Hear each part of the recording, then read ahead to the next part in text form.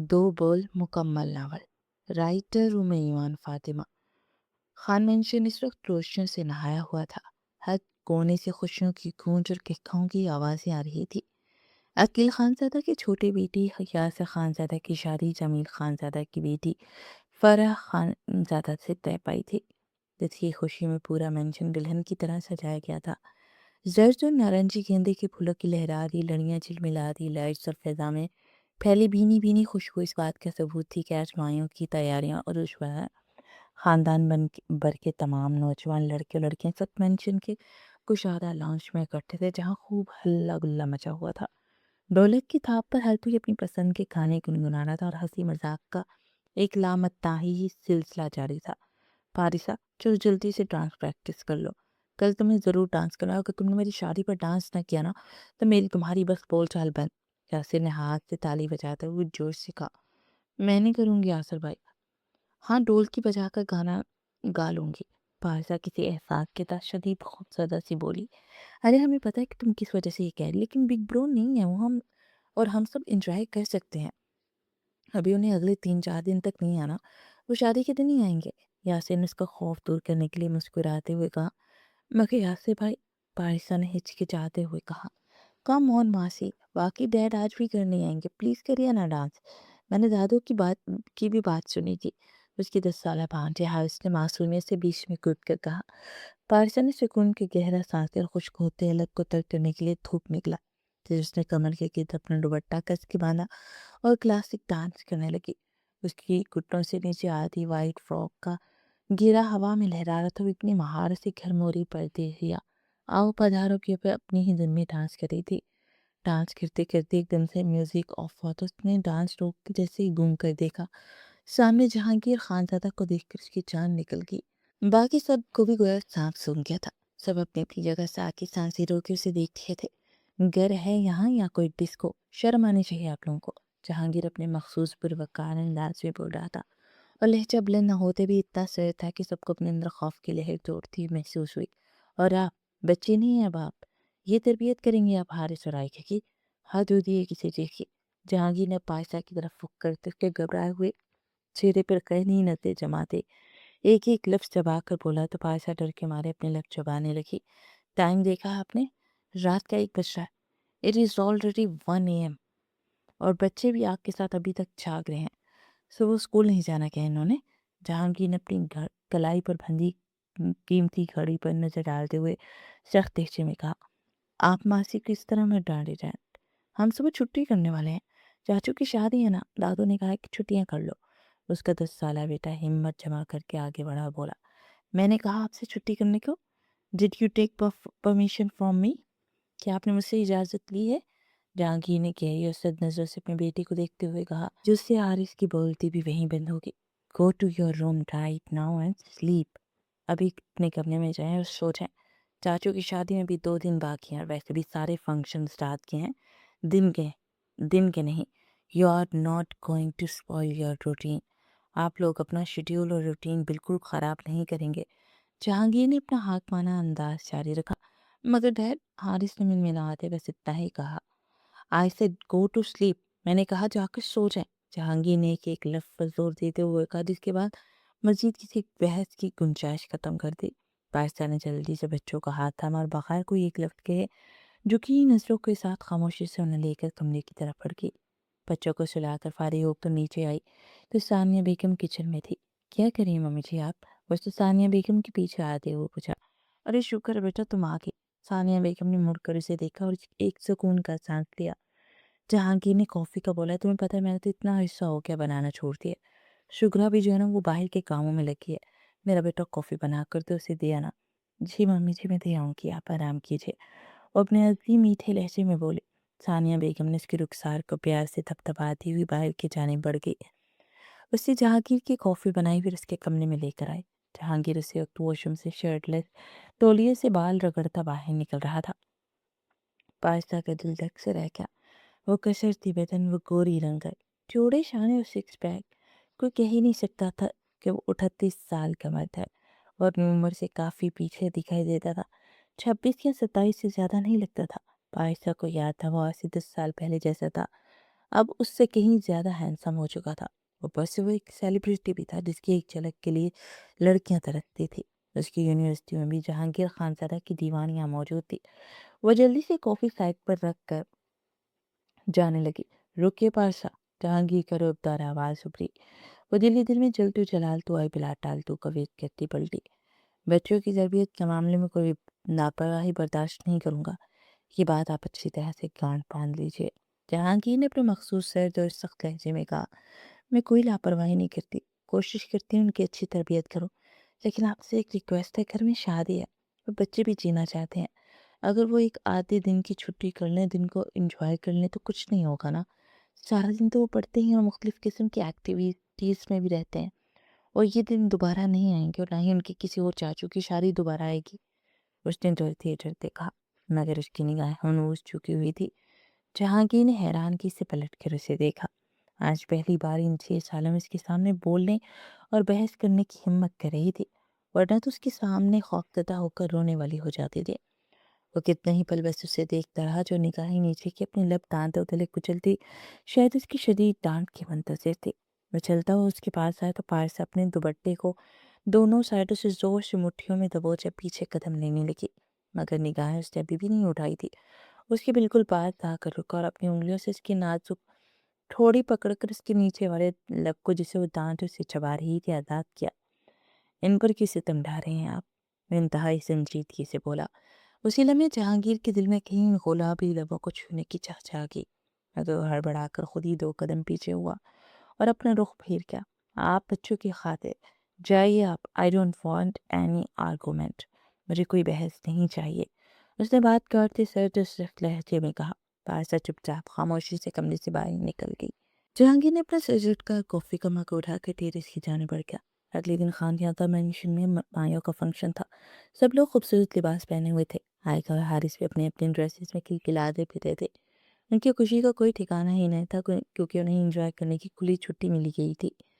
جہانگیر سفید رنگ کے کلف لگے شلوار سوٹ میں ملبوس موبائل پر اپنی ای میل چیک کرتا ہوا اپنے ہی دھیان میں راہ دیری سے گزر رہا تھا، جب کے سامنے سے آتی پارسا چلتے ہوئے اپنے ہی دھیان میں کان میں پھولوں کی بالیاں پہننے کی کوشش کرتی آ رہی تھی۔ پارسا کا دھیان سامنے نہیں تھا، وہ سیدھی جہانگیر سے جا ٹکرائی۔ اس سے پہلے وہ نیچے گرتی، جہانگیر نے جلدی سے آگے بڑھ کر اسے اپنی باہوں میں سمیٹ لیا۔ جہانگیر کی نظر اس کے چہرے پر جا کر بالکل ٹھہر سی گئی۔ زور سے میجی ہوئی آنکھیں، کپکپاتے نازک لب، یلو کلر کا شرارہ، اوپر سے گرین کلر کا ہیوی دوپٹہ، کندھے سے پن اپ کیا، بالکل لائٹ سے میک اپ میں وہ تو واقعی گزب ڈھا رہی تھی۔ جہانگیر جیسے سخت اور سیریس انسان بھی اس کے معصوم اور قیامت خیز حسن کے سامنے چاروں شانے چت ہو چکا تھا۔ پارسا نے دھیرے دھیرے اپنی بند آنکھیں کھولی تو خود کو جہانگیر کی باہوں میں دیکھ کر اس کا دل سینے میں جیسے زور سے دھک سے رہ گیا، اور اس کی گہری سی آنکھیں اپنے چہرے پر جمی محسوس کر کے اس کی سانسیں بے ترتیب ہونے لگی اور پورا وجود شرم، جھجک اور عجیب سے خوف سے لرزنے لگا۔ چھوڑے مجھے، پارسا نے ہچکچاتے بالکل مدھم اور کپکپاتی آواز میں التجا کی، اور ساتھ ہی اپنے دونوں نازک ہاتھ اس کے شانوں پر رکھ کر آہستہ سے پیچھے ہٹنے کی کوشش کی۔ جہانگیر نے جیسے اس کے کپکپاتے ہاتھ اپنے شانوں پر محسوس کیے، وہ یکلت اپنے حواسوں میں واپس آیا۔ اس کے چہروں کی چند لمحوں پہلے والی بے خودی فوراً غائب ہوگی، اور اس کی جگہ اس کی وہی روایتی سختی اور حاکمانہ سنجیدگی نے لے لی۔ اس نے فوری طور پر اپنے بازو پیچھے کی، 2 قدم دور ہٹ کر اپنا رخ موڑ لیا۔ دیکھ کر نہیں چل سکتی آپ، جہانگیر نے اپنی عزیز سرد، بھاری اور پروقار آواز میں کہا، اور اپنی کلائی پر بندھی گھڑی کو بغیر کسی وجہ کے درست کرنے لگا، جیسے اپنے اندر کے غیر متوقع ہلچل کو زبردستی چھپا رہا ہو۔ پارسا نے جلدی سے اپنی نظر جھکا لی، اور اس کے ہاتھ خود بخود اپنے سبز ہیوی دوپٹے کو درست کرنے لگے، اور جہانگیر نیچے گری ہوئی گیندے کے پھولوں کی باری اٹھانے کے لیے جھکا تو وہ بھی اسی وقت جھکی، تو دونوں کے سر ٹکرائے۔ سوری، اس کی بین کیا کودی لبوں سے بس یہی ایک گھبرائی ہوئی سی آواز نکلی۔ آئندہ یہ راہداری یا لاؤنج میں چلتے اپنے آپ کو سنوارنے کی بجائے سامنے دیکھ کر چلا کرے، مکمل تیار ہو کر باہر نکلے۔ جہانگیر نے اپنا موبائل سوٹ کی جیب میں رکھتے ہوئے بغیر اس کی طرف دیکھے کہا، اور پھر وہاں ایک پل بھی رکے بغیر لمبے لمبے پروقار قدم اٹھاتا وہ لاؤنج کی دوسری سمت میں پڑے صوفے کی طرف بڑھ گیا۔ پارسا چند لمحے وہیں کھڑی اپنی شدت سے دھڑکتے دل پر ہاتھ رکھے گہری گہری سانس لیتی رہی۔ اس کی سمجھ میں بالکل نہیں آ رہا تھا کہ جہانگیر کی ان گہری آنکھوں میں اس لمحے کے لیے کیا تھا، لیکن اس حاکمانہ روبدار مرد کی اچانک قربت اور لمس سے ابھی تک اندر سے کانپ رہی تھی۔ اس جلدی سے بالی کان میں پہنی، اپنے چہرے کا زد پڑتا رنگ سنبھالا اور جو کہ نظروں کے ساتھ قدم آگے بڑھائے۔ لانچ اس وقت مایوں کے فنکشن کا پورا رنگ جمع تھا۔ چاروں طرف زرد اور نارنجی پھولوں سے سجا ماحول، سرجوشیوں کی چمک اور ڈھولک کی تھاپ پر گادی لڑکیوں کے کہکہے فضا میں گونج رہے تھے۔ ثانیہ بیگم، عقیل خانزادہ اور خاندان کے دیگر بڑے صوفوں پر براجمان تھے، جبکہ نوجوان کزنز کی ٹولی فرش پر ڈھولک کے گرد ڈیرا ڈالے بیٹھی تھی۔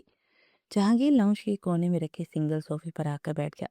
اس نے ایک ٹانگ پر دوسری ٹانگ ٹکائی، اپنے سوٹ کے کف درستی اور انتہائی باوقار انداز سے اپنے والد عقیل خانزادہ اور چھوٹے بھائی یاسر کی بزنس پر جاری گفتگو سننے لگا۔ لیکن اس کا چہرہ کتنا ہی اسپاٹ اور سیریس کیوں نہ ہو، اس کی نظریں اور دھیان بار بار اسی راستے کی طرف جا رہا تھا جہاں ابھی کچھ دیر پہلے وہ نازک وجود اس کے سینے سے ٹک رہا تھا۔ تھوڑی ہی دیر میں پاشا بھی لاؤنج میں آ کر ثانیہ بیگم کے پاس قالین پر بیٹھ گئی۔ اس کے ساتھ ہی حارث اور رائکہ بھی آ کر بیٹھ کے جو سفید رنگ کے کرتوں میں حد سے زیادہ پیارے اور کھلکھلاتے ہوئے لگ رہے تھے۔ پاشا کہاں رہ گئی تھی تم؟ چلو اب تمہاری باری ہے، کوئی اچھا سمائیوں کا گانا شروع کرو۔ فرح نے تالی بجاتے ہوئے جوش سے کہا اور ڈھولک پاشا کی طرف سرکا دی۔ فرح میں ابھی نہیں، پاشا نے ہچکچاتے ہوئے کہا، کیونکہ اسے اپنے اوپر کسی کی گہری اور سد نگاہوں کی موجودگی کا شدت سے احساس ہو رہا تھا۔ اور ایک کم اون پاشا ماسی، آپ کی آواز تو اتنی پیاری ہے، دادا نے بھی کہا تھا آپ گائیں گی۔ حارث اپنے چھوٹے چھوٹے ہاتھوں سے پاشا کا بازو ہلا کے عزت کی۔ پاشا نے اپنے ہاتھ بیٹے جیسے بھانجے کے چہرے کو دیکھا، پھر ثانیہ بیگم کی پیار بھری مسکراہٹ کو دیکھا اور نفی میں سر ہلا نہ سکی۔ اس نے گہرا سانس لیا اور نازک انگلیوں سے ڈھولک کی پہلی دھیمی تھاپ لگائی۔ اس کی میٹھی رسیلی اور لہراتی ہوئی آواز فضا میں گونجنے لگی۔ اس کی آواز میں ایک ایسا قدرتی سوز اور مٹھاس تھی کہ پورے لاؤنج میں جاری گپ شپ ایک دم تھم گئے۔ سب کے سب خاموش ہو کر بس پائسا کے گنگناتے لبوں کو دیکھنے اور اس کے گانے کا سحر محسوس کرنے لگے۔ کونے کے صوفے پر بیٹھا جہانگیر کی بات چیت وہیں رک گئی۔ بس اپنے ہاتھ میں پکڑی ہوئی چائے کی پیالی بالکل خاموشی سے سائڈ ٹیبل پر رکھی، اپنی پیٹھ صوفے کے پشت سے ٹکائی اور دھیمے سے اپنی گہری سیاہ سے گھما کر سیدھی پارسا کے چمکتے ہوئے گلابی چہرے پر جما دی۔ پارسا گاتے گاتے لاؤنج میں بیٹھے سب لوگوں سے بھاری بھاری نظریں ملا رہی تھی، لیکن جیسے ہی نگاہیں صوفے پر براجمان جہانگیر سے ٹکرائی تو اس کے گنگناتے نازک لب ایک لمحے کے لیے بری طرح تھڑتھڑائے اور گانے کے سر فضا میں ہی اٹک کر مدھم ہو گئے۔ جہانگیر کی سیاہ آنکھوانہ نگاہیں اتنی گہری اور بااثر کے پارسا کو لے کر جیسے اس کا دل صوفے پہ بیٹھے شخص کی نظروں کی تپش سے باہر نکل کر ناچنے لگے گا۔ من چاہے انسان کی نگاہ بھی محب کو گھبراہٹ میں مبتلا کر دیتی ہے، یہی پارسا کے ساتھ ہوا تھا۔ پارسا نے گھبرا کر فوراً اپنی نظریں نیچے ڈھولک پر جھکا لی اور اس کے بجانے کی رفتار تیز تک کر دی تاکہ اپنے اندر کے طوفان کو چھپا سکے، جبکہ جہانگیر مسلسل اسی سنجیدہ انداز میں صرف اور صرف پارسا کے جھکے ہوئے چہرے کو تکے جا رہا تھا۔ مایوں کی رنگین تقریب اپنے انجام کو پہنچ گئی اور خانزادہ مینشن کی رونق آہستہ آہستہ گہری خاموشی میں ڈل رہی تھی۔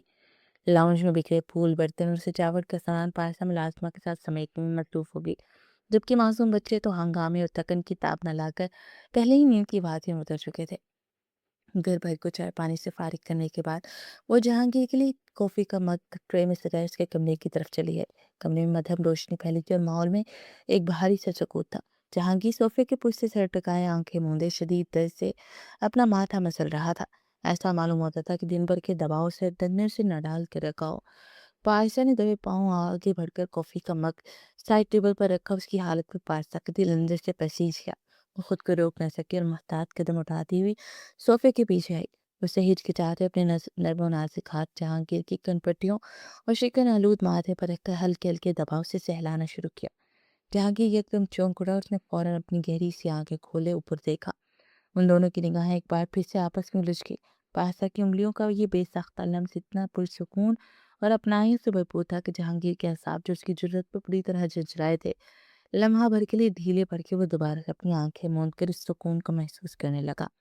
کافی دیر تک اس کے سر کو سہلاتی رہی، پھر جیسے ہی جہانگیر نے اس کا ہاتھ آہستہ سے پیچھے کیا تو پارسا جانے کے لیے پلٹی، مگر اس کا پاؤں صوفے کے پائے سے الجھا اور اس پہ توازن یخلق بگڑ گیا۔ اس سے پہلے وہ آگے کو فرش پر گرتی جہانگیر نے بجلی کسی تیزی سے اپنا ہاتھ بڑھا کر اسے تھامتے اپنے قریب تر کھینچ لیا۔ وہ سیدھی اس کی گود میں آ کر گری۔ فضا میں ایک عجیب سی گرم تپش کھل گئی۔ پارسا کی سانسیں تیزی سے اوپر نیچے ہونے لگی۔ وہ خوف اور ایک انجانے سنسنی کے عالم میں کانپ رہی تھی اور اس کے ہاتھ بے اختیار میں جہانگیر کی قمیض کو اپنی مٹھیوں میں سوچ سے بھینچے ہوئے تھے۔ جہانگیر کی سیاہ نظریں ٹھہر کر پارسا کو لرزتے ہوئی یاقوتی لبوں پر ٹک گئی۔ اس کے اندر کا دبا ہوا طوفان بیدار ہو چکا تھا، خود پر قابو پانا اس کے بس میں نہ رہا۔ وہ بے چین سا ہو کر اس کے اتنے قریب ہوا کہ اپنے ارادے کے تحت اسے جھک کر پائسا کے ان کانپتے لبوں کو نرمی سے چھو لیا۔ مگر اگلے ہی لمحے جب شعور کی دنیا نے اس پر دستک دی اور اپنے اس عمل کا احساس ہوا تو اس کے وجود میں جیسے بھونچال آ گیا۔ اسے جھٹکے سے اپنے چہرے کو پیچھے ہٹایا اور پارسا کو اپنے ہزار سے دکھیل دیا۔ وہ زمین پر گری۔ نکل جائیے یہاں سے ابھی کے ابھی۔ جہانگیر کا دھاڑتا وہ لہجہ پورے کمرے میں اس طرح گونجا کہ در و دیوار ہل کے پارسا کا سارا وجود اس ڈرپن پر لرز اٹھا۔ اس کی آنکھوں سے آنسو ٹوٹ کر بہہ نکلے اور وہ اپنے تھر تھڑاتے کانپتے لبوں پر ہاتھ رکھتے سچکیاں روکتی ہوئی اٹھی اور بھاگ کر کمرے سے باہر نکل گئی۔ اس کے جانے کے بعد جہانگیر وہیں صوفے پر ڈھیر سا ہو گیا۔ اسے ایسا محسوس ہوا جیسے اس کی سانسیں سینے میں اٹک رہی تھی اور اندر کہیں گھٹن کا احساس ہو رہا تھا۔ اسے اپنے دونوں ہاتھوں میں اپنا سر تھام لیا اور وہیں بیٹھے آنکھیں موندے وقت کے ان دھندلے اور تلخ ماضی کے دریچوں میں اترتا چلا گیا۔ جہانگیر خانزادہ اور مہر خان نہ صرف یونیورسٹی میں کلاس میٹ تھے بلکہ ایک دوسرے کے انتہائی گہرے دوست بھی تھے، اور یہ دوستی وقت کے ساتھ محبت میں بدل چکے تھے۔ یونیورسٹی کی تعلیم سے فارغ ہوتے ہی جہانگیر خانزادہ نے شوبیز انڈسٹری کا رخ کیا، وہیں مہر خان نے گلوئنگ کاسمیٹکس کمپنی جوائن کر لی۔ دونوں کے شعبے یقیناً ایک دوسرے سے الگ تھے مگر ان کے دل ایک ہی تال پر دھڑکتے تھے۔ 1 سال کا عرصہ گزرنے کے بعد جہانگیر خانزادہ نے مہک کے گھر باقاعدہ شادی کا پرپوزل بھیج دیا اور یوں مہک اور جہانگیر رشتہ یہ ازدواج میں بن گئے۔ جہانگیر کو آج بھی وہ دن ایک ایک حرف کی طرح یاد تھا جب شادی کے ہنگامے کے دوران 13 سالہ پائسا جو مہک کی چھوٹی بہن تھی اپنی نٹکھٹ انداز سے اس کے پیچھے ہاتھ دھو کے پڑی تھی۔ جوتا چوبائی کی اس روایتی اور رنگین رسم میں وہ شرارتی سی لڑکی دونوں ہاتھ کمر پر دھڑے اپنا حق جتاتے ہوئے بولی تھی، دیکھیے جیجے، جب تک آپ ہماری منہ مانگی ڈیمانڈ پوری نہیں کریں گے ہم آپ کی دلہن کو ہرگز آپ کے حوالے نہیں کریں گے اور نہ ہی آپ کا یہ جوتا واپس ملے گا۔ جہانگیر نے اس کے معصوم اور بدمعاش انداز پر ایک دھیما شفقت امیز کہکا لگا اور اپنے مخصوص دھیمے لہجے میں اس کے سر پر ہاتھ رکھ کر کہا، ارے میرے بچے، ویسے تو ایک آرڈر کی بات ہے، ایک اشارہ کروں تو 100 جوتے حاضر ہو جائیں گے، لیکن کیا ہے کہ اس جانے جہاں کے لیے تو میری جان بھی حاضر ہے۔ سو بتائیے میری نٹ کٹ ساری صاحبہ، کیا حکم ہے، کیا چاہیے آپ کو؟ پارسا نے اپنی بڑی بڑی آنکھیں گھماتے ہوئے ایک ہاتھ کے اشارے سے بڑا سا ہنسا بولا، جے بس یہی کوئی 5-6 لاکھ روپے؟ جہانگیر ہلکا سا چونکا تھا پھر ہنس پڑا، بس اتنا کم؟ آپ جان مانگ لیتی وہ بھی حاضر ہوتی۔ اچھا جی، یہ بات ہے تو آپ ایسا کیجیے، ان 5-6 کے آگے ایک زیرو اور بڑھا دیجیے، فائزہ نے ناک سکوڑتے ہوئے کہا۔ اس کی نٹکھٹ حاضر جوابی پر جہانگیر بے اختیار کھلکھلا کر ہنس پڑا، پھر محبت سے اس کے سر پر ہلکی سی تھپکی دیتے اپنی جیب سے 5,000 کی گڈیاں نکال کر اس کے ہاتھوں پر تھما دی۔ بادشاہ نے فوراً وہ گڈیاں پکڑ کے خوشی سے چہکتے ہوئے کہا، ارے واہ، کیا بات ہے، میں تو بہت امیر ہوگی۔ جی کیا آپ زندگی میں ایک بار ہی شادی کریں گے؟ میرے خیال میں تو آپ کو بار بار شادی کرنی چاہیے۔ اگر آپ ہر ماہ ایسا کریں گے نا تو میں بہت جلدی شہر کی ارب پتی بن جاؤں گی۔ اس کے اس معصومانہ اور روچھوتے انداز پر جہانگیر کے ساتھ ساتھ وہاں موجود تمام لوگ بھی کھلکھلا کر ہنس پڑے۔ سب کی دعاؤں اور محبتوں کے سائے میں مہک رخصت ہو کر خانزادہ مینشن آ گئی۔ شادی کے محض 3 مہینے بعد ہی انہیں خوشخبری مل گئی، پھر اللہ پاک نے انہیں ایک کے بعد ایک 2 اولادوں سے نوازا۔ پہلے حارث، اور جب حارث 1.5 سال کا ہوا تو ننھی سی آئیکا بھی اس دنیا میں آ گئی۔ مگر خوشیوں کا یہ سفر زیادہ طویل ثابت نہ ہو سکا۔ جب حارث محض 4 سال کا تھا تو ایک دن اچانک مہک چکراتے ہی بے ہوش ہو کر فرش پر گر پڑی۔ جب اسے فوری طور پر ہسپتال لے جایا گیا تو ابتدائی طور پر بیماری کی کوئی تشخیص نہ ہو سکی۔ ڈاکٹروں نے طرح طرح کے ٹیسٹ لکھ دیے۔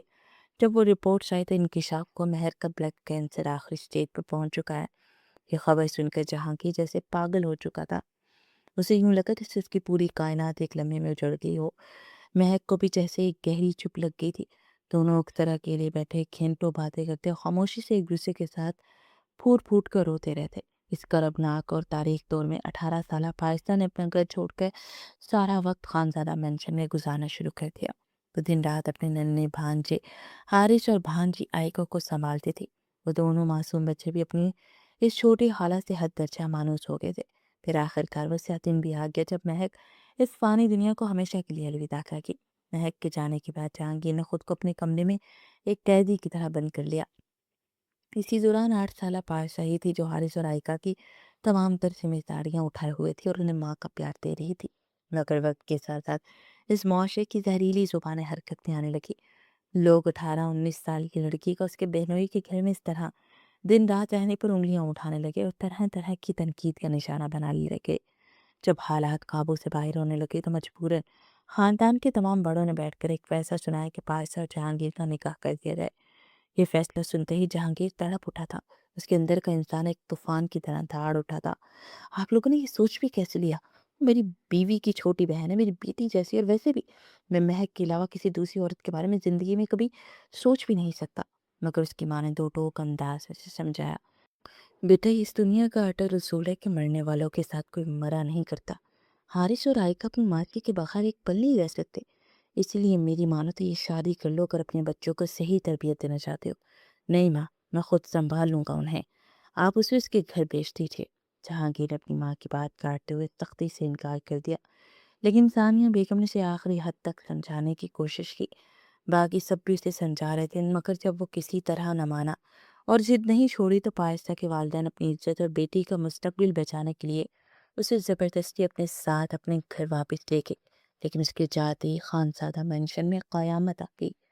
حارث اور عائکہ اپنی خالہ کے بغیر اس قدر بیمار پڑ گئے کہ ان کی حالت دن بدن بگڑتی چلی گئی۔ جہانگیر جو اپنے بچوں پر جان چھڑکتا تھا، وہ اپنے ہی بچوں کو اس طرح سسکتے اور تڑپتے دیکھ کر اندر سے مکمل طور پر ٹوٹ گیا اور مجبوراً اپنے بچوں کی خاطر اس نے پائستہ سے شادی کرنے کا فیصلہ کر لیا۔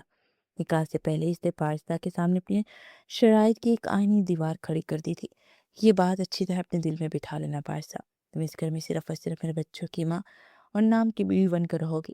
میں تم پر کسی قسم کا کوئی حق نہیں جتاؤں گا اور نہ ہی تم مجھ سے شوہر ہونے کا کوئی حق مانگو گی۔ اور ہاں، اگر مستقبل میں تمہیں کوئی اور مرد پسند آ جائے اور تم اپنی زندگی میں آگے بڑھنا چاہو تم آزاد ہوگی، تب تک جب تک یہ بچے خود کفیل نہیں ہو جاتے۔ اور شرائط پارسا کے لیے کسی زہر کے پیالے سے کم نہیں تھی، مگر اس نے خاموشی سے وہ زہر اپنے اندر اتار لیا۔ وہ اپنی ہی دل میں مہک کے سہارے زندگی گزارا تھا، لیکن اس دوران قطرہ قطرہ کہیں وہ جو اس کے نام سے 6 برسوں سے بیٹھی تھی وہ بھی دل میں بسنے لگی تھی۔ وہ آج ان 6 سالوں کے بعد آج اس کھڑی اسی جہانگیر خانزادہ کا دل ایک بار پھر بے قابو ہو کر دھڑک اٹھا تھا۔ وہ بھی اس پائستہ کے لیے جسے وہ ہمیشہ سے اپنے بچوں کی محض آیا اور ایک مجبوری سمجھتا آیا تھا۔ کیوں؟ آخر ایسا کیوں ہوا؟ میں ایسا کیسے سوچ سکتا ہوں؟ تف ہے مجھ پر۔ جہانگیر اپنے دونوں ہاتھوں کی مضبوط مٹھیوں میں اپنے بال زور سے جھکڑے ہوئے تھا اور اس کی سرخ انگارہ بنتی آنکھیں سامنے لگے بڑے آئینے کی عکس میں گڑی ہوئی تھی۔ وہ اپنے آپ سے خود کلامی کر رہا تھا، میں مہک سے بے وفائی کرنے کا تصور بھی کیسے کر سکتا ہوں؟ نہیں، ہرگز نہیں۔ پھر وہ نڈھال سا ہو کر بیڈ پر لیٹ گیا، مگر سکون ملیا میٹ ہو چکا تھا۔ اگلے دن خانزادہ مینشن میں مہندی کی رنگین اور شاندار تقریب برپا تھی۔ ہنگامے اور روشن سے سجا وہ ہوٹل کا بڑا ہال مہمانوں سے گونج رہا تھا۔ سب لوگ ہوٹل جانے کے لیے تیار ہو چکے تھے، مگر ثانیہ بیگم نے لاؤنج میں کھڑے جہانگیر کے پاس آ کر تشویش بھرے لہجے میں کہا، جہانگیر بیٹا، رات سے پارسا کی طبیعت کچھ ٹھیک نہیں تھی، اس لیے اپنے کمرے میں آرام کر رہی تھی۔ میں نے ابھی اوپر جا کر اسے اٹھایا تاکہ وہ تیار ہو سکے۔ وہ اب کچھ بہتر محسوس کر رہی ہے، تم ایسا کرنا بیٹا، تھوڑا انتظار کر لو، جب وہ تیار ہو جائے تو اسے اپنے ساتھ ہی ہوٹل لے آنا، ہم سب تو اب نکل رہے ہیں۔ ثانیہ بیگم جی کہہ کر اپنے شوہر اور باقی افراد کے ساتھ ہوٹل کے لیے روانہ ہو گئی۔ جہانگیر نے چپ چاپ سر ہلا کر حامی بھر لی تھی، مگر دل کے کسی نہاں خانوں میں پارسا کے بیمار ہونے کا سن کر ایک عجیب سی بے چینی اور بے قراری سے بچ گئے۔ کچھ آدھا گھنٹہ گزر گیا لیکن پارسا نیچے نہیں آئی۔ اس کا صبر جواب دینے لگا۔ وہ بے اختیار قدم اٹھاتا ہوا اوپر کی منزل پر واقع بچوں کے کمرے کی جانب بڑھ گیا۔ اس نے دروازے پر ہلکی سی دستک دی اور جب اندر سے کوئی جواب نہ ملا تو خود ہی دروازہ دھکیل کر اندر داخل ہو گیا۔ اگلے ہی لمحے اس کے قدم وہیں دروازے کی دہلیز پر جم کر رہ گئے۔ سامنے کا منظر ایسا تھا کہ دیکھنے والے کی سانس ہی رک جائے۔ ہرے رنگ کی شاندار لانگ میکسی میں ملبوس پارسا آئینے کے سامنے کھڑی تھی۔ اس نے اپنے بالوں کا ایک ہلکا سا میسی جوڑا بنا رکھا تھا اور اس لباس کا کمال یہ تھا کہ پیچھے کمر سے نیچے تک ایک گہرا ڈیپ گلا تھا جسے صرف نازک سی ریشمی ڈوریاں باندھ کر ڈھکا گیا تھا۔ جہانگیر لب بھینچ کے کچھ پل اس مجسمہ حسن کو تکتا رہا، پھر طوفانی قدم اٹھاتا وہ سیدھا اس کے قریب آ گیا۔ تب تک کیوں بناؤ سنگار کرتی رہیں گی آپ؟ اور کس کے لیے سج رہی ہیں یہ سب؟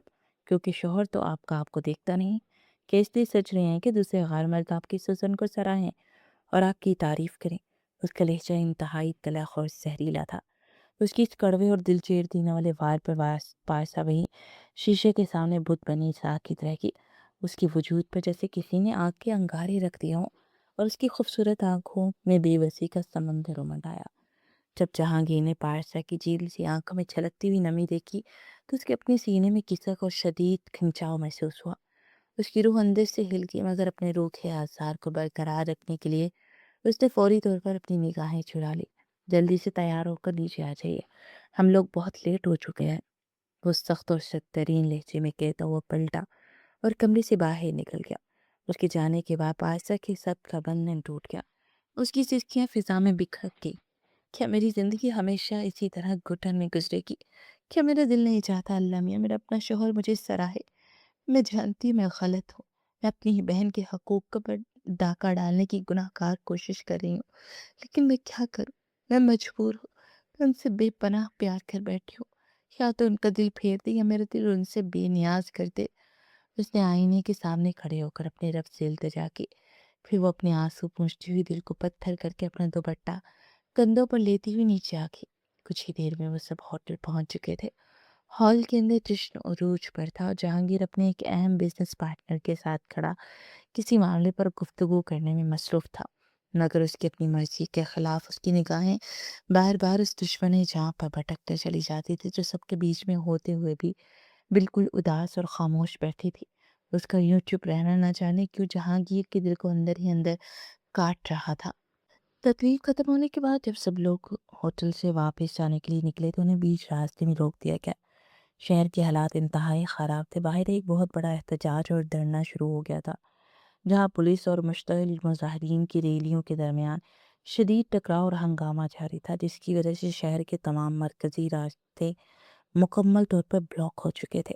آگے بڑھنا کسی خطرے سے خالی نہیں تھا، اسی سب نے مجبوراً واپس مڑ کر راستے میں موجود ایک چھوٹی سی سرائے نما ہوٹل پر پناہ لینے کا فیصلہ کیا۔ چونکہ وہ ایک معمولی ہوٹل تھا اس لیے وہاں کمرے بہت کم تھے۔ سب گھر والوں نے آپس میں کمرے بانٹ لیے اور پارسا اور جہانگیر کے حصے میں جو چھوٹا سا کمرہ آیا تھا وہ انتہائی مختصر اور تنگ تھا۔ اس کمرے میں 2 سنگل پلنگ تھے۔ کمرے میں آتے ہی سارا دن کی تھکن سے چور حارث اور آئکا نے ضد مچائی کہ انہیں الگ الگ پلنگ پر سونا ہے، تو پارسا نے پیار سے دونوں بچوں کو سمجھا کر ایک پلنگ پر سلا دیا، دوسرا جہانگیر کے لیے چھوڑ دیا۔ بچے تو گہری نیند کی وادیوں میں اتر گئے، مگر اب مسئلہ یہ تھا پارسا کہاں سوتی؟ بستر پر ذرا سی بھی جگہ خالی نہیں تھی۔ پارسا بچوں کے پاؤں کی طرف بالکل سکڑ کر لیٹ گئی تاکہ بچوں کو ذرا بھی تکلیف نہ ہو اور وہ آرام سے سو سکے۔ کچھ دیر کے بعد جب جہانگیر باہر کے ہنگاموں کو نپٹا کر اس چھوٹے سے کمرے میں واپس لوٹا تو اندر مدھم روشنی میں اس نے جو منظر دیکھا اس کے قدم وہیں تھٹک گئے۔ اس نے دیکھا کہ اتنی تنگ اور انکمفرٹیبل جگہ پر وہ بچوں کے پاؤں کی طرف سکڑے ہوئے سوئی ہوئی ہے۔ اس کے دل میں ایک بے چینی سی اٹھی۔ وہ آگے بڑھا اور اسے ہلایا اور پکارا، پارسا اٹھے، یہاں اس طرح کیوں لیٹی ہیں آپ؟ مگر پارسا تو دن بھر کی ذہنی اذیت، سونے اور تھکن کی وجہ سے اتنی گہری اور نڈال نیند میں جا چکی تھی کہ وہ ٹس سے مس نہ ہوئی، اس کے جسم میں ذرا بھی حرکت نہ ہوئی۔ جب وہ ذرا بھی نہ ہلی تو جہانگیر کے سخت اور سپاٹ چہرے پر اچانک ایک نہایت دھیما، خوبصورت اور مدھم سا مسکرانے کا تاثر ابھر آیا۔ اسے یہ یکدم یاد آیا کہ بچپن سے ہی پارسا کی نیند اتنی ہی گہری ہوا کرتی تھی۔ اسے مہک کی کہی ہوئی بات یاد آ گئی جو وہ اکثر ہنستے ہوئے کہا کرتی تھی، یار اس لڑکی کی نیند بھی عجیب ہے، یہ گدھے گھوڑے جو بھی ہے سب اپنی جگہ پر بیچ کر سو جاتی ہے، اسی دنیا کو کوئی ہوش نہیں رہتا۔ جہانگیر کے لبوں پر ایک بے ساختہ مسکراہٹ پھیل گئی۔ اس نے مزید ایک لمحہ ضائع کیے بغیر اپنے مضبوط بازو آگے بڑھائے اور پارسا کے ہلکے پھلکے وجود کو اچانک اپنی گود میں اٹھا لیا۔ پارسا ہلکی سے ہڑبڑائی مگر گہری نیند کی وجہ سے آنکھ نہیں کھلی۔ اس نے انتہائی احتیاط سے اسے اٹھایا، دوسرے بستر کے ایک سائڈ پر لے جا کر اسے آرام سے لٹا دیا اور پھر وہ خود بھی اس کے ساتھ ہی اسی بستر کے کنارے پر نیم دراز ہو گیا۔ ان کے درمیان کا یہ قربت کا لمحہ، اس چھوٹے سے کمرے کی تنہائی اور فضا میں پھیلی ہوئی وہ میں نے خیز خاموشی اور پارسا کی سانسوں کا زیرو بم جہانگیر کی کیفیت کو بدل رہا تھا۔ اس کی پیٹھ پارسا کی طرف تھی، اس کے اندر ایک عجیب سا طوفان مچل رہا تھا، جس سے اس کا سارا ضبط اور کنٹرول اپنا دم توڑنے کو ہو۔ وہ گہرا سانس بھرتا اس کی جانب رک کر گیا۔ جہانگیر کی نظر اس کے معصوم تھکے ہوئے چہرے اور گلابی باہم پہ بس لبوں پر جمی تھی۔ وہ خود کو جتنا بھی پتھر دل اور بے پرواہ ظاہر کرتا، حقیقت یہ تھی کہ اس کے اندر کا سلگتا ہوا طوفان اب مزید قابو میں رہنے کے قابل نہیں رہا تھا۔ اس نے اپنے دل کی اٹھتی ہوئی ہر تپش اور خواہش کو دبانا چاہا، مگر وہ اس کی قربت سے خود کو جکڑا محسوس کر رہا تھا۔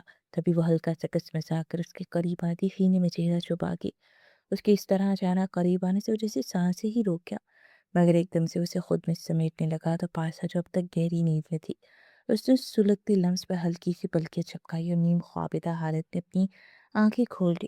سامنے اتنے قریب جہانگیر کے وجیز چہرہ اس کی سلگتی ہوئی گہری آنکھوں کو دیکھ کر پاشا کا دل دھک سے رہ گیا۔ پٹ سے آنکھیں کھولے اسے اتنا قریب پا کر اس کی سانسیں پل بھر کے لیے رک سی گئی اور خوف و بے یقینی کی ایک لہر اس کے پورے وجود میں دوڑ گئی۔ جہانگیر آپ کیا کر رہے ہیں؟ پاشا نے کپ کپاتے ہوئے لرزتی آواز میں بمشکل کہا، اپنے دونوں ہاتھ اس کے کشادہ سینے پر رکھ کر ہلکا سا پیچھے ہٹنے کی ناکام کوشش کی، مگر جہانگیر حواس کھو چکا تھا اور اس کے بدن سے اٹھنے والی مہک سے اس کے اندر چھپا ہوا وہ جنون اور پیاسا پن بیدار ہو چکا تھا جسے وہ برسوں سے قید رکھے ہوئے تھا۔ اس نے مزید شدت سے پاشا کی نازک کمر کے گرد باہیں لپیٹے ہوئے اسے کھینچ کر اپنے دہکتے ہوئے سینے کے ساتھ لگا لیا۔ وہ پھٹی پھٹی نظروں سے اسے دیکھ رہی تھی۔ اب کہاں جانے کا ارادہ ہے آپ کا؟ جہانگیر کی بھاری مدھم اور گمبھیر سرگوشی اس چھوٹے سے کمرے کے سناٹے میں گونجی، جس میں طنز کم اور ایک عجیب سی تپش زیادہ تھی۔ فنکشن میں تو دور بھاگتے رہے ہیں، اب مجھے بتائیے کیا جواب ہے آپ کے سجنے سنورنے کا؟ کس کے لیے سجی سنوری تھی آپ؟ میں کسی کے لیے نہیں، خود کے لیے سجی سنوری تھی۔ اب چھوڑے مجھے۔ پارسا کی بلکہ آنسوں سے بھیگ گئی اور اس کے یاقوتی لب بری طرح کانپنے لگے۔ اس کی اس معصومانہ اور بے بس حالت نے جہانگیر کے بچے کچھ ضبط کو بھی ختم کر دیا۔ جذبات کی سیلاب میں بہک کر چلا گیا۔ جہانگیر نے اپنی تشنگی مٹانا شروع کی تو پارسا کو سارا وجود ایک جھٹکے سے لرز اٹھا۔ اس کے ہاتھ بے اختیاری میں جہانگیر کی قمیض کے کالر کو اپنی مٹھیوں میں زور سے بھینچ گئے۔ پہلے مزاحمت کرتی سے پیچھے ہٹانے کی کوشش کرتی رہی، مگر وہ اسے بھی محبت کے ہزار میں قید کرتا چلا گیا اور جہانگیر اپنا حق جتاتا چلا گیا۔ اپنی ضرورت پوری کرنے کے بعد پرسکون ہو چکا تھا۔ صبح جب آنکھ کھلی تو اس نے جیسے ہی سر گھما کر دیکھا تو اپنے سینے پر سر رکھے پرسکون لیٹی پاستا کو دیکھ کر ایک جھٹکا لگا۔ پھر رات کا منظر اس کے ذہن میں آیا۔ جہانگیر ایک جھٹکے سے پیچھے ہٹا، اس کا پورا جسم غصے، ندامت اور شدید پچھتاوے سے کانپ رہا تھا۔ اس نے اپنے دونوں ہاتھوں سے اپنے سر کو تھام لیا اور ہانپتے ہوئے پیچھے کو ہوتا بیڈ سے نیچے پاؤں لٹکا گیا۔ وہ جو خود کو مہک کی محبت کا امین کہتا تھا، جس نے قسم کھائی تھی کہ وہ پارسا کو کبھی بیوی کا درجہ نہیں دے گا، جس نے اسے 6 سالوں سے اپنی شرائط کے مطابق زندگی پر مجبور کر دیا تھا، آج اس نے اپنے ہی اصولوں کی دھجیاں اڑا دی تھی۔ یہ میں نے کیا کر دیا؟ اس کے حلق سے گھٹی ہوئی کرپناک لرزتی ہوئی آواز نکلی۔ وہ اپنے ہی کیے سے اندر سے ٹوٹ چکا تھا۔ اس نے اپنی ہتھیلیوں سے اپنا چہرہ چھپا لیا۔ پچھتاوے کا ایک شدید طوفان اس کے اندر اٹھ رہا تھا کہ اس کے لیے وہاں ایک لمحہ مزید رکنا محال ہو گیا۔ وہ بغیر ایک لفظ کے جھٹکے سے بستر سے اٹھا، لڑکھڑاتے ہوئے قدموں سے کمرے کا دروازہ کھول کر پیچھے پارسا کو اکیلا ششوپن اور بکھرے ہوئے احساسات کے سمندر میں چھوڑ کر باہر نکل گیا۔ پارسا اس کی حالت کے بارے میں سوچ کر الجھ سی گئی۔ کچھ ہی دیر میں سب خانزادہ مینشپ پہنچ چکے تھے، مگر اس رات کے بعد سے جہانگیر کے رویے میں ایک سرد مہری اور بے رحمانہ دوری آ چکی تھی۔ وہ پارسا سے اس طرح کترانے لگا جیسے وہ کوئی اجنبی ہو، نہ وہ اس کی طرف دیکھتا تھا نہ کسی بات کا جواب دیتا۔ پہلے پہل تو وہ بچوں کی خاطر یا مجبوری کے تحت اس سے 2 بول بھی لیا کرتا تھا، مگر اب تو وہ اس معمولی سی رائے سے بھی خریزاں تھا۔ گویا پارسا کے اس گھر میں کوئی وجود ہی باقی نہ رہا ہو۔ یا اس ولیمے کی تمام تر تھکن اور طویل رسموں سے فارغ ہو کر جب رات کے سب اپنے اپنے کمروں میں لوٹے تو پارسا کے اندر پلنے والا طوفان اب مزید قابو میں رہنے کے قابل نہیں رہا تھا۔ اس کی روح اندر سے سلگ رہی تھی۔ وہ اس نام نہاد خاموشی، اس اذیت اور اس بے روخی کا اب کوئی نہ کوئی انجام چاہتی تھی۔ اب آر یا پار کرنے کا وقت تھا۔ وہ بھاپ اڑاتی کافی کا مگ اپنے ہاتھوں میں تھامے پختہ ارادہ کیے جہانگیر کے کمرے کی طرف چلی آئی۔ اس نے بغیر کسی دستک یا جھجک کے دروازہ کھولا اور سیدھا اندر داخل ہو گئی۔ آپ کی کافی، اس نے کپ سائڈ ٹیبل پر رکھتے ایک مضبوط اور ٹھہرے ہوئے لہجے میں کہا، مگر اس طرح اس کا بغیر پوچھے اندر آ جانا جہانگیر کو آگ بھگولا کرنے کے لیے کافی تھا۔ وہ ایک جھٹکے سے صوفے سے اٹھ کھڑا ہوا۔ اس کی گردن کی رگیں غصے سے پھول چکی تھی اور چہرہ لال انگارا ہو رہا تھا۔ ہمت کیسے ہوئی میرے کمرے میں اس طرح اجازت کے بنا گھس آنے کی؟ وہ غصے سے دہاڑ اٹھا۔ اس کی سرد آواز پورے کمرے کے در و دیوار میں گونج لی۔ مجھے آپ سے بات کرنی ہے، وہ لب کچلتے ہوئے بولی۔ کیا آپ آپ کو دکھائی نہیں دیتا میں آپ سے کوئی بات نہیں کرنا چاہتا اور نہ شکل دیکھنا چاہتا ہوں؟ نکل جائیں یہاں سے۔ پارسس قہر اور دھمکی پر ذرا برابر نہیں ڈری۔ وہ وہی بت بنی اس کے سامنے ڈٹ کر کھڑی ہوگی۔ اس کی بڑی بڑی آنکھوں میں آنسو امڈ آئے تھے، مگر ان کے پیچھے ایک ضد اور چنگاری تھی جو سب بسم کر دینے کی صلاحیت رکھتی تھی۔ کیوں نہیں دیکھنا چاہتے آپ مجھے؟ مسئلہ کیا ہے آپ کے ساتھ؟ پرابلم کیا ہے آپ کے ساتھ جہانگیر خان زادہ؟ کیا میں انسان نہیں ہوں؟ کیا میرے سینے میں دھڑکتا ہوا یہ دل جذبات سے آ رہی ہے؟ کیوں کریں آپ میرے ساتھ ایسا ظلم؟ کیوں؟ وہ کرے پرے لہجے میں استفسار کرنے لگی۔ جہانگیر کا غصہ آسمان کی حدوں کو چھو رہا تھا۔ اس نے اپنے مضبوط ہاتھ تختے سے بھینچ لیے۔ تمیز بھول گئی ہیں آپ بات کرنے کی؟ ہوش میں تو ہے نا؟ جانتی بھی ہیں کس لہجے میں بات کر رہی ہو؟ اور آپ کو کس نے حق دیا کہ آپ اس طرح میرے سامنے زبان درازی کرو؟ جی ہاں، بالکل جانتی اپنے شوہر سے بات کر رہی ہو، اس سامنے ہاتھ شوہر سے جس نے پچھلے پورے 6 سال سے محبت اور اپنائیت کا ایک جملہ تک میں نے نام نہیں کیا۔ اور رہی بات حق کی، تو وہ حق بھی آپ نے ہی مجھے ادا کیا ہے۔ 2 دن پہلے اس ہوٹل کے اس تنگ کمرے میں آپ نے اپنے شوہر ہونے کا وہ سارا حق جتلایا تھا نا مجھ پر۔ پائستہ کا صبر کا پیمانہ اب ہمیشہ کے لیے ٹوٹ چکا تھا۔ اس کے اندر کا سارا درد باہر نکلا۔ اس نے سلگتے جواب پر جہانگیر کا چہرہ ایک لمحے کے لیے سفید پڑ گیا۔ وہ لب بھینچ کر رہ گیا اور آج پارسا کا گلا رل گیا۔ اس کے خوبصورت رخساروں پر آنسوؤں کا سیلاب بہہ نکلا۔ آج میں اسی شخص سے پوچھ رہی ہوں کہ اگر مجھے اپنانا ہی تھا، میرے اس وجود کو تسلیم کرنے سے انکار تھا، تو مجھے اپنی زندگی کی اس تاریخ دہلیز پر دھکیلا ہی کیوں میرے اندر سوئے ہوئے دفن جذبات کو اپنے ہاتھوں سے بیدار کیا؟ کیوں مجھے موت پر کرنے کے بعد اس طرح پلٹ کے دھتکار دیا؟ کہ آپ کو ایک بار بھی نظر نہیں آیا میرا دل، میری روح صرف آپ کو قبول کرے؟ پھر آپ مجھے اپنے سے اتنی دور کیوں دھکیل رہے ہیں؟ کیوں؟ اس کی اس دیوانہ وار اور تڑپا دینے والی بات نے جہانگیر کے اعصاب کو جھنجھوڑ کر رکھ دیا۔ وہ تیش کی انتہا پر پہنچ کر ایک جھٹکے سے آگے بڑھا اور اس کا نازک کندھے اپنے آہنی گرفت میں دبوچے پھنکارا۔ پاگل ہو گئے آپ؟ کیا فضول بکواس کیے جا رہے ہیں؟ اس کا اندازہ بھی ہے میں صرف اور صرف مہک سے محبت کرتا تھا۔ مہک جو تمہاری سگی بہن تھی، کیا تم اپنی اس مرحومہ بہن کے ساتھ دغا کرنا چاہتی ہو؟ اپنے ہی خون کے ساتھ دغا چاہتی ہو؟ اس بہن کے ساتھ جو اپنی اولاد کی طرح چاہتی تھی آپ کو؟ دھوکا؟ کون سا دھوکا؟ کیسا دھوکا؟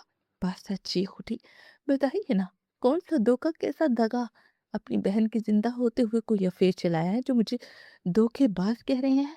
میری بہن کے ساتھ آپ کا رشتہ اسی دن راکھ ہو گیا تھا جس دن وہ اس دنیا سے رخصت ہو گئی تھی۔ اب میں ہوں آپ کی زندگی میں آپ کی اپنی بیوی۔ اس کڑوی حقیقت کو آپ کو تسلیم کرنا ہی ہوگا۔ مہک مر چکی ہے، میری بہن اب اس دنیا میں نہیں ہے۔ تو کیا آپ ایک مری ہوئی پرانی یاد کی وجہ سے اپنی زندہ بیوی کو اس کے تمام جائز حق سے محروم رکھیں گے؟ مجھ سے محبت کرنے کا حق مجھ سے نہیں چھین سکتے آپ۔ میں محبت کرتی ہوں آپ سے، خدا کے لیے سمجھے۔ میں وہ آپ کے بغیر ایک پل بھی نہیں رہ سکتی۔ اب وہ بولتے بولتے پھوٹ پھوٹ کر رو پڑی۔ اس کی ہچکیاں بن چکی تھی، مگر اس کی سچی اور بے لوث محبت کے اعتراف نے جہانگیر کو اندر سے ہلا کر رکھ دیا۔ مگر اس کا ضدی اور پتھر دل مرد اب بھی ہار ماننے کو تیار نہیں تھا۔ اس نے ناگواری سے منہ پھیر لیا۔ چاہیے اپنے کمرے میں، مجھے آپ سے کوئی بات نہیں کرنی، جسٹ اسٹے اوے۔ وہ نگاہیں چراتے ہوئے سرد اور بے حس لہجے میں بولا۔ نگاہیں مت چرائیے جہانگیر صاحب، مجھ سے نظریں ملائیے اور جواب دیجیے۔ بادشاہ نے آگے بڑھ کر اس کا کوٹ اور گریبان اپنی مٹھیوں میں زور سے دبوچ دیا کہ جہانگیر ششدر رہ گیا۔ مجھے میرے سوالوں کی جواب چاہیے۔ بادشاہ کی آنکھوں سے آنسو بہ رہے تھے، اس کے لب تھڑ تھڑا رہے تھے۔ مجھے اس اذیت کا جواب کیوں نہیں دیتے؟ شادی کرتے وقت میں نے کون سی شرط رکھی تھی؟ وہ تو آپ کی مسلط کردہ شرط تھی نا کہ ہمارے درمیان کچھ نہیں ہوگا، کوئی تعلق نہیں ہوگا۔ تو پھر اس رات وہ سب کیوں ہوا؟ کیوں میرے اندر کے سوئے ہوئے احساسات کو آپ نے جگایا؟ اور اب جب کہ میں آپ کی ہو چکی ہوں، تو آپ پیچھے کیوں ہٹ رہے ہیں؟ میں اب اس گھٹن کے ساتھ ایک لمحہ بھی نہیں گزار سکتی۔ آپ کو مجھے اپنانا ہوگا جہانگیر۔ میرا دل سلگتا ہے آپ کی اس غربت کے لیے۔ میری تشنے کی اب مجھے آپ سے پوری کرنی ہے۔ مجھے آپ کی محبت چاہیے، آپ کا ساتھ چاہیے۔ وہ اس وقت کسی پیاسی مسافر کی طرح لگ رہی تھی جو اپنی محبت کی بھیک مانگتے اپنے دامن میں اس کی قربت کے چند قطرے پانے کے لیے تڑپ رہی تھی۔ مگر سامنے کھڑا شخص پتھر دل تھا۔ اس نے غصے اور وحشت کی آخری حد پر پہنچ کر بادشاہ کے بالوں کو جھٹکا دے کر پیچھے کیا، پھر اس کا ہاتھ تھامے گھسیٹتے ہوئے کمرے کے باہر تک لایا اور ایک زوردار دھکے کے ساتھ باہر دھکیلا۔ آئندہ اس کمرے کی طرف قدم اٹھانے کی غلطی بھی مت کرنا، بے شرم لڑکی۔ جہانگیر نے دھاڑ کر دروازہ اندر سے دھماکے کے ساتھ بند کر لیا۔ باہر گرتے گرتے سنبھلتی ہوئی پارسا سیدھی وہاں کھڑی ثانیہ بیگم سے جا ٹکرائی، جو پتھرائی نظروں سے یہ سارا ہولناک تماشا دیکھ رہی تھی۔ دروازے کی اور سے جہانگیر کی آواز پھر ابھری، جو غصے سے پھنکار رہا تھا۔ سمجھائیے اس بے وقوف لڑکی کو، یہ آگ کے انگاروں سے کھیل رہی ہے۔ آئندہ اگر اس بے شرم لڑکی نے میرے کمرے کے قریب بھی نظر آئی تو مجھ سے برا کوئی نہیں ہوگا۔ مجھے اس منحوس رشتے کو ہمیشہ کے لیے ختم کرنے میں ایک سیکنڈ نہیں لگے گا۔ اس کا وہ زہر آلود جملہ پارسا کے دل میں کسی خنجر کی طرح پیوست ہو گیا۔ وہ تڑپ کر اٹھی، نفی میں زور زور سے سر ہلاتی ہوئی بے قابو ہیچکیوں کے ساتھ وہاں سے بھاگ کر اپنے کمرے میں چلی گئی۔ دروازے کے باہر کھڑی ثانیہ بیگم کا چہرہ غصے سے سرخ ہو گیا۔ انہوں نے غضبناک ہو کر دروازے کو دھڑا دھڑ کھٹکھٹایا۔ دروازہ کھولو، بات کرنی ہے مجھے۔ ان کے حکمیہ انداز پر دروازہ کھلا تو وہ خون آشام نگاہوں سے دیکھتی اندر آئی۔ یہ کون سا پاگل پن ہے جہانگیر؟ اپنی ہی بیوی سے بات کرنے کا، اسے یوں دھکے دینے کا یہ کون سا طریقہ ہے؟ یہ میری تربیت تو نہیں ہے، جواب دو مجھے، ثانیہ بیگم نے تلخ لہجے میں پوچھا۔ جہانگیر نے اندر سے سرخ انگارہ آنکھوں سے ان کو دیکھا۔ گناہ کر چکا ہوں میں امی، مہک کی محبت کے ساتھ بے وفائی کرنے کا گناہ کر چکا ہوں۔ اس سب کے باوجود آپ مجھ سے کہتی مجھ سے نرمی سے پیش ہو؟ تمہارا دماغ واقعی سٹیا گیا جہانگیر۔ ثانیہ بیگم کا ضبط اب بالکل جواب دے چکا تھا۔ تم نے کوئی گناہ نہیں کیا، میں نے خود باہر کھڑے ہو کر تم دونوں کی ایک ایک بات سنی ہے، اور پارسا نے جو کچھ بھی کہا اس میں ذرا برابر کوئی جھوٹ یا غلطی نہیں ہے۔ مہک تمہاری بیوی تھی جو اب اس فانی دنیا سے جا چکی ہے۔ اس کے جانے کے بعد اس کے ساتھ تمہارا وہ باب ہمیشہ کے لیے بند ہو چکا ہے۔ آخرت کا حساب اللہ کی عدالت میں ہوگا، لیکن اس دنیا میں تم نے ایک رشتہ بنا لیا، اور وہ رشتہ مہک کی اپنی سگی بہن کے ساتھ ہے۔ جہانگیر نے نفرت سے منہ پھیر لیا۔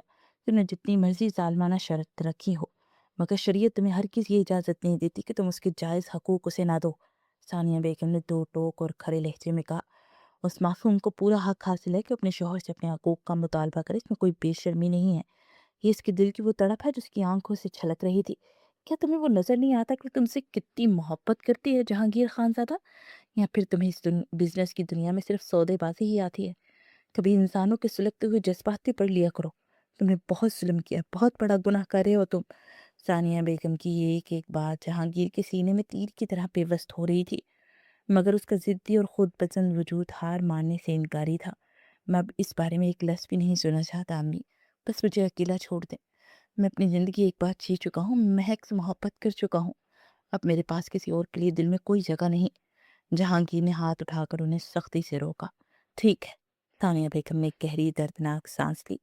اگر تم اپنے اس پتھر دل کے دروازے کسی کے لیے نہیں کھول سکتے تو ایسا کرو، اسے اس قید سے آزاد کر دو، اسے طلاق دے کر اس رشتے سے رہائی دے دو جو محض دو بول کی وجہ سے قائم ہوا ہے، تاکہ وہ بھی اپنی زندگی کسی ایسے انسان کے ساتھ شروع کر سکے جو اس کی قدر کرے، اسے وہ محبت دے جس کی وہ بھوکی ہے، اور اسے اس کا جائز حق ادا کرے۔ وہ کیا دل دل کر کر تمہاری اس بے حس قید میں گھٹ گھٹ کر مرے؟ یہ سن کر جہانگیر کا دل ایک لمحے کے لیے بیٹھا، مگر اس نے اپنے آپ کو زبردستی سنبھالا اور بے پرواہی ظاہر کی۔ میں خود کل صبح اسے سمجھا دوں گا، آپ فکر نہ کریں۔ اب وہ بھول کر بھی میرے پاس نہیں آئے گی، جہانگیر نے سرد لہجے میں کہا۔ ثانیہ بیگم غصے اور شدید مایوسی سے اپنا سر جھٹکتی ہوئی وہاں سے پلٹ گئی۔ جہانگیر نے دروازہ اندر سے لاک کیا اور آ کر اپنے بیڈ پر ڈھیر ہو گیا۔ اسے لگا تھا کہ آج اس نے اپنے دل کا سارا بوجھ اتار پھینکا، اب سب کچھ ٹھیک ہو جائے گا، مگر اس نادان کو ذرا برابر بھی یہ خبر نہیں تھی کہ اس کا یہ لمحاتی سکون ایک فریب ہے، اور کل کا سورج طلوع ہوتے اس کا یہ سارا غرور، اس کا چین اور اس کی دنیا ہمیشہ کے لیے راکھ ہونے والی ہے۔ اگلے دن صبح جب وہ اٹھا تو اسے کافی یا چائے کے لیے کوئی پوچھنے نہیں آیا تھا، ورنہ ہمیشہ وہ خود کافی بنا کر ملازموں کے ہاتھ بیچتی تھی۔ وہ سر جھٹک کر تیار ہو کر نیچے آئے، ملازمہ کو کافی کا کہہ کے لانچ میں بیٹھ گیا اور ارد گرد نظریں دوڑانے لگا۔ وہ اسی کو تلاش کر رہا تھا، مگر وہ اسے نظر نہیں آئی۔ اسے عجیب سی بے چینی کی۔ کچھ ہی دیر گزری تھی کہ بچے دوڑتے ہوئے اس کے پاس آئے۔ بابا پلیز یونیفارم چینج کر دیں ہمیں، حارث نے پاس آ کر کہا تو وہ حیرت سے اسے دیکھنے لگا۔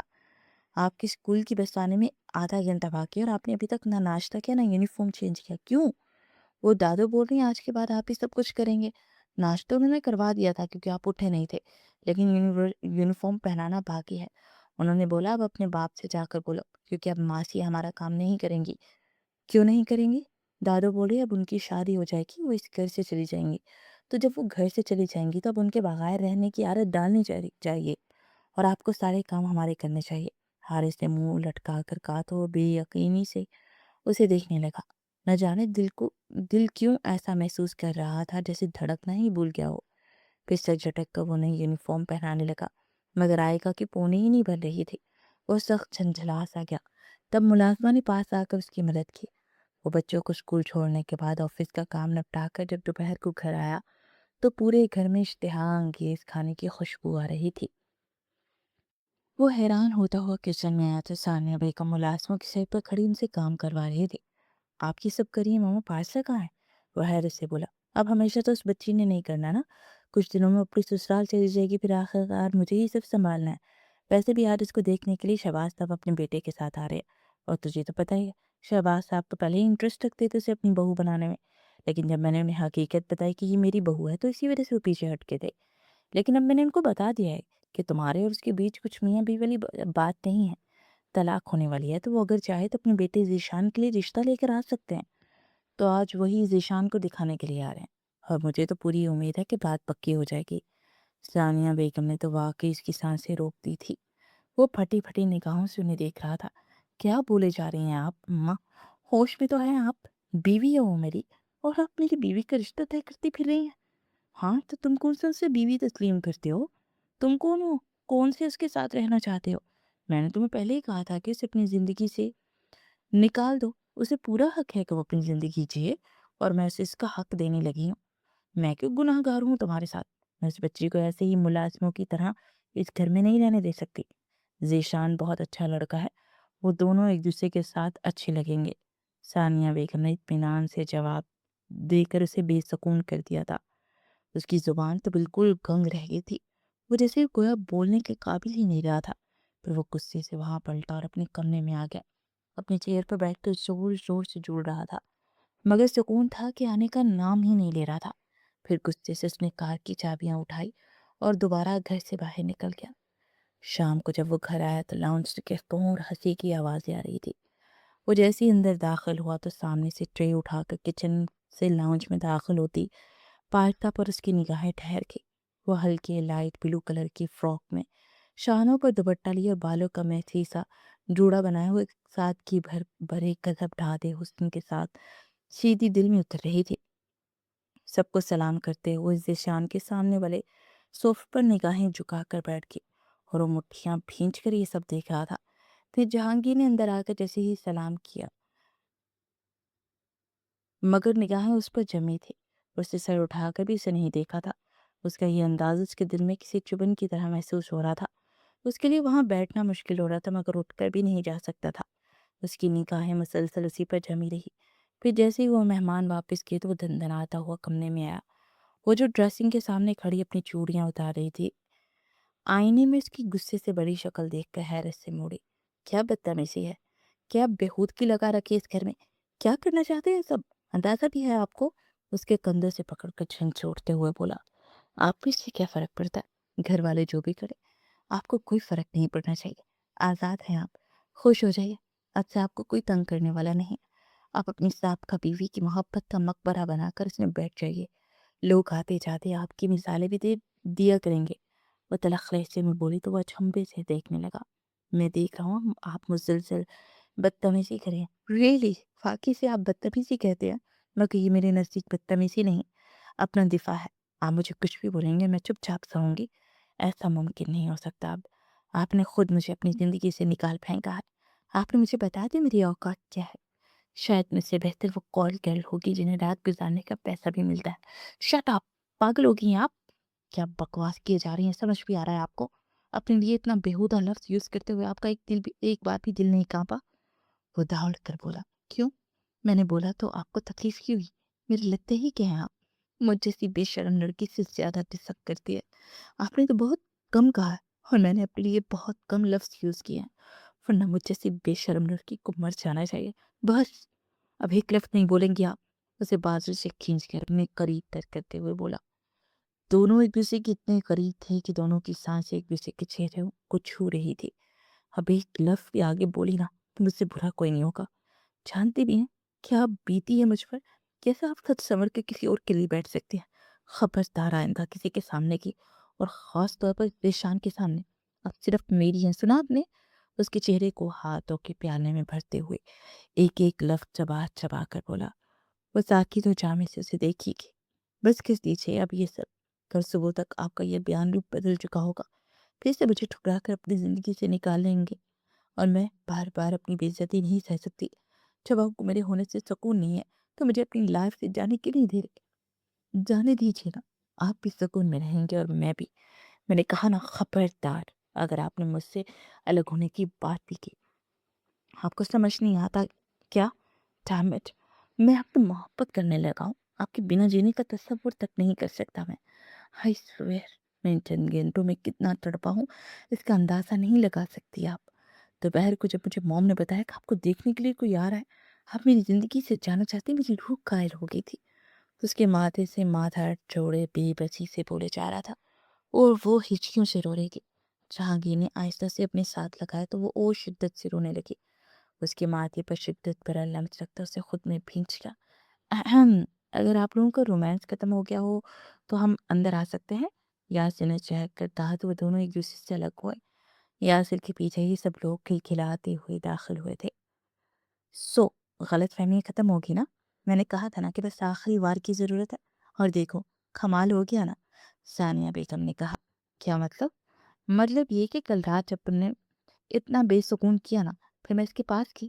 میں نے کہا کہ آئندہ سے میں جو کہوں گی تمہیں وہی کرنا ہوگا، اور پھر ویسے ہی کرتی رہی۔ ہم کوئی رشتہ نہیں طے کر رہے تھے، ہمارا مقصد تو تمہاری محبت کو باہر نکالنا تھا۔ ذیشان تو میمونہ سے شادی کرنا چاہتا ہے، اور اسی سلسلے میں آج وہ لوگ آئے تھے کہ ہم لوگوں سے مشورہ مانگنے کہ وہ کمال صاحب کے گھر جائیں کہ نہیں۔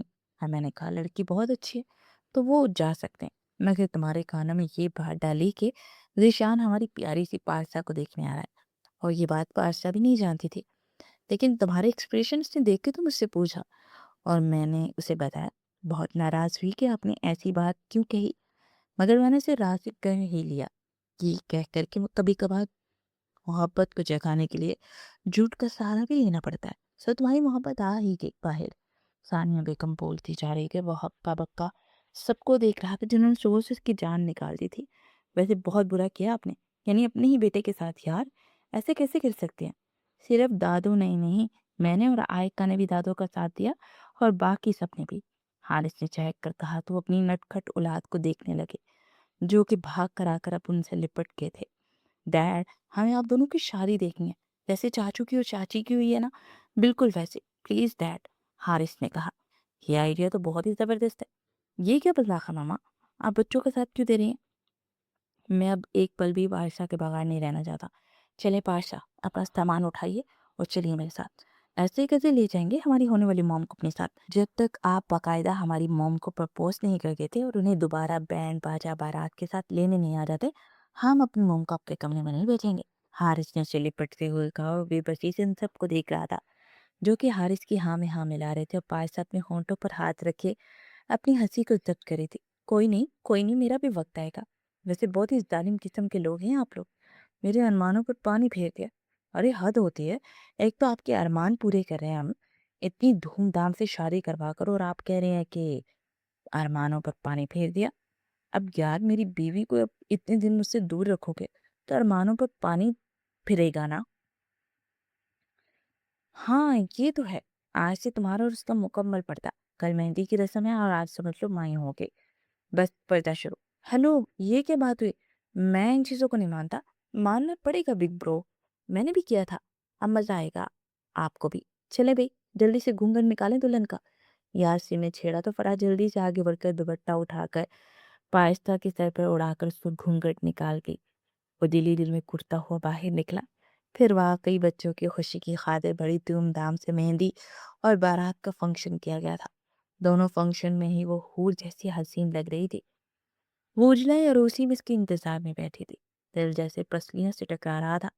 پھر اس کی نگاہ سامنے لگے پورٹریٹ پر پڑی تو اس کی آنکھیں نم ہو گئی۔ میں جانتی ہوں آپ بھی، میں نے آپ کے شوہر کو لے لیا ہے، لیکن یقین کیجیے آپ ہمارے بیچ ہمیشہ رہیں گی، اور میں آپ کو نکالے بغیر آپ کی محبت کو بیچ میں رکھ کر اپنی جگہ بنا چکی ہوں، لیکن آخرت میں ہم سب ایک ساتھ ہوں گے۔ وہ نم لہجے میں مخاطب ہوئی، پھر دروازہ کھلنے پر اس نے سر جھکا لیا۔ जहांगीर चलता हुआ उसके पास आया और उसके बराबर में बैठ गया, चश्मे बददूर। घूंघट उठाते ही वो धीरे से बोला और फिर उसके माथे पर अपने लब रख दिए। मैंने कभी ये नहीं सोचा था कि मैं दोबारा किसी से मोहब्बत कर सकूंगा, लेकिन आपने मेरे दिल को बदल दिया है। मैं वादा करता हूँ मैं कभी अपने हकूक और अपनी मोहब्बत निभाने के मामले में आपको मायूस नहीं करूंगा। उसका हाथ थामे वो धीरे से बोल रहा था। रात गुजर रही थी, मन की बातें खत्म नहीं हो रही थी। दो रूहें जो 6 साल से एक छत तले महरम के रिश्ते से रह रही थी, आज फाइनली वो रूहें पूरी रजामंदी से एक हो रही थी। खुदा भी इनकी जोड़ी को सलामती की सनत दे चुका था।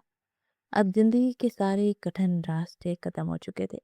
दो बोल यानी इजाब व कबूल ने उन्हें बरसों पहले ही एक दूसरे का बना दिया था, और इन दो बोल के बाद मोहब्बत भी कहीं ना कहीं हो ही जाती है। बस किसी को जल्दी समझ आ गई और किसी को देर से, मगर बिलाखिर इन दो बोल के चलते वो जिंदगी भर एक दूसरे का साथ निभाते हैं।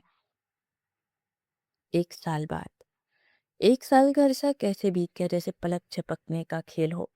अस्पताल से वापसी पर जहांगीर अपनी जिंदगी यानी पारसा और अपने दूसरे बेटे को लेकर खानसादा हाउस की दहलीज पर उतरा, तो घर का नज़ारा देखनी था। पूरे घर को रंग बिरंगे गुब्बारों, चमकती लाइट्स और गुलाब की पत्तियों से इस तरह सजाया गया था जैसे कोई नई दुल्हन उतरी हो। दरवाजे के अंदर कदम रखते ही बच्चों की चहकार से घर गूंज उठा।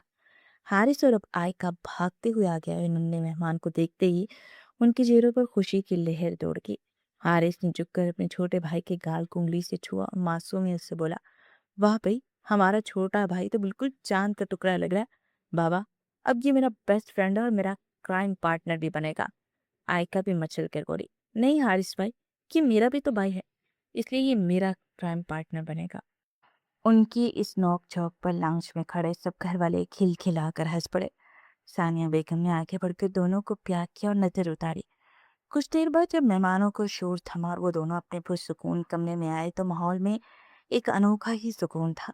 जहांगीर ने अपनी बाहों में उठाए हुए नन्हे फरिश्ते को इंतहाई एहतियात और मोहब्बत से पाशा की गोद में मुंतकिल किया।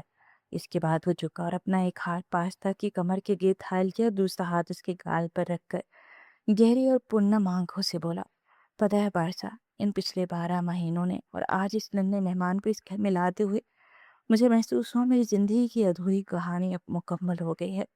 जब मैंने तुम्हें इस बच्चे के साथ देखा तो मेरा दिल चाहा वक्त यहीं थम जाए। पायसा ने अपने पलके उठाकर उसकी तरफ देखा। उसकी आंखों में मोहब्बत के समंदर ठाठे मार रहे थे। वो हल्की सी मुस्कुराहट के साथ बोली, और मैं सोचती थी शायद हमारे ताल्लुक को कभी वो नाम नहीं मिल पाएगा जिसका हकदार ये रिश्ता था, मगर आपने और इस छोटे ने मेरी हर कमी को पूरा कर दिया। जहांगीर ने मुस्कुराकर अपना चेहरा और करीब किया और उसके माथे पर एक गहरा तवलील बोसा देते हुए सरगोशी की। नाम मिला और वो मोहब्बत मिली जितना मैं खुद कभी कायल नहीं था। अब तुम चारों के बगैर मेरी सांसों का भी कोई एतबार नहीं। पायसा ने शर्मा कर अपना चेहरा उसके सीने में छुपा लिया। जहांगीर ने एक हाथ अपने बेटे को हल्का सा थपथपाया, दूसरे हाथ से पायसा को अपनी आगोश में इस तरह भींच लिया जैसे अब दुनिया की कोई ताकत उन्हें जुदा न कर सके। कितने ही बरसों के बाद खानसादा हाउस की दीवारें ऐसी बेसाख्ता हंसी नन्हे मेहमान की किलकारियों और दो दिलों की सच्ची मोहब्बत की गवाह बनी थी। वीरानियां पीछे छूट चुकी थी, अब यहाँ सिर्फ खुशियों और बहारों का राज था।